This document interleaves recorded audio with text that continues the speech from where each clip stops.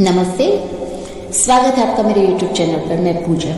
आज हम आपके लिए लेकर आए हैं देवोत्नी एकादशी की कथा। देवोत्नी एकादशी पर क्या पढ़ा जाता है? देवोत्नी एकादशी पर पढ़ी जाती है प्रबोधिनी एकादशी का महात्म्य और कथा। तो चलिए बिना टाइम वेस्ट किए चलते हैं हमारे आज की वीडियो की तरफ। नारद जी ने ब्रह्मा जी से कहा, कार्तिक शुक्ल पक्ष में कौन सी एकादशी आती है जिसमें भगवान गोविंद को जगाते हैं? ब्रह्मा जी बोले, मुनि श्रेष्ठ, उसे प्रबोधिनी एकादशी कहते हैं।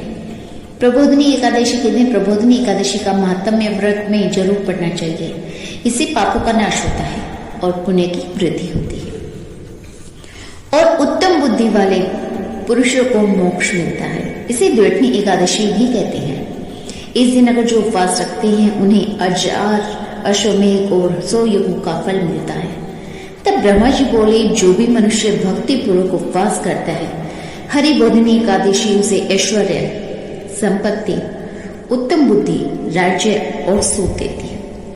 आपने जो भी बड़े बड़े पाप पहले के हजारों जन्मों में किए हैं, उन सबको यह एकादशी खत्म कर देती है। जो लोग इस एकादशी का मन से ध्यान करते हैं तथा जो उसके व्रत का अनुष्ठान करते हैं, उनके पितृ नरक के दुखों से छुटकारा पाकर मोक्ष जाते हैं।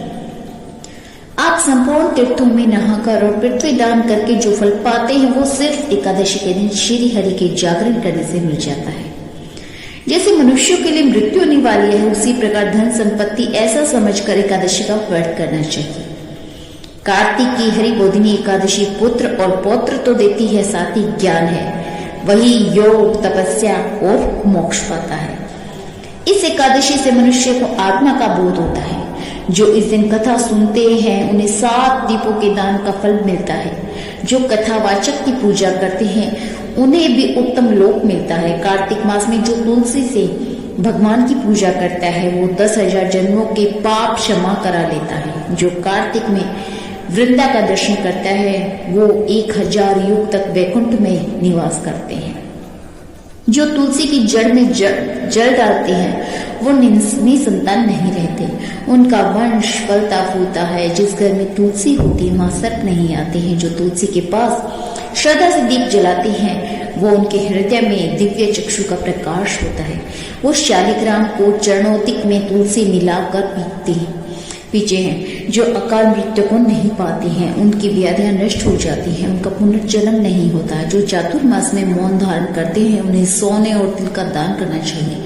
जो कार्तिक मास में नमक का त्याग करते हैं, उन्हें शक्कर का दान करना चाहिए। और एकादशी से पूर्णिमा तक दीप जलाने से महापुण्य मिलता है।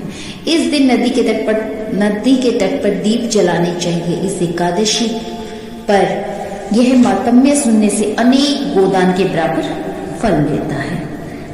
अब हम सुनेंगे कथा। एक राजा के राज्य में सभी लोग एकादशी का व्रत रखते थे। एक दिन किसी दूसरे राज्य का एक व्यक्ति राजा के पास आकर बोला, महाराज कृपा करके मुझे नौकरी पर रख ले। तब राजा ने शर्त की कि ठीक है, रख लेते हैं, लेकिन एकादशी पर तुम्हें अन्न नहीं मिलेगा। एकादशी के दिन जब उसे फलाहार का सामान दिया गया तो वह राजा के सामने गिड़गिड़ाने लगा, मैं तो भूखा मर जाऊंगा, मुझे अन्न दे दो। राजा ने उसे शर्त की बात याद दिलाई, पर वह अन्न छोड़ने को राजी नहीं हुआ। तब राजा ने उसे आटा, दाल, चावल आदि दिए। वह नित्य की तरह नदी पर पहुंचा और स्नान कर भोजन पकाने लगा। जब भोजन बन गया तो वह भगवान को बुलाने लगा। बोला, भोजन तैयार है। उसके बुलाने पर पीताम्बर धारण किए भगवान चतुर्भुज रूप में आ पहुंचे और प्रेम से उनके साथ भोजन करने लगे। भोजन करके भगवान अंतर्धान हो गए, वह अपने काम पर चला गया। यह थी कथा।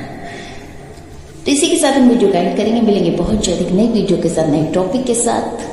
अगर आपको वीडियो पसंद आई हो तो लाइक और शेयर करना ना भूलिए, और अगर आपने अभी तक चैनल को सब्सक्राइब नहीं किया है तो चैनल को सब्सक्राइब करें। मिलेंगे बहुत जल्द। नमस्ते, राधे राधे।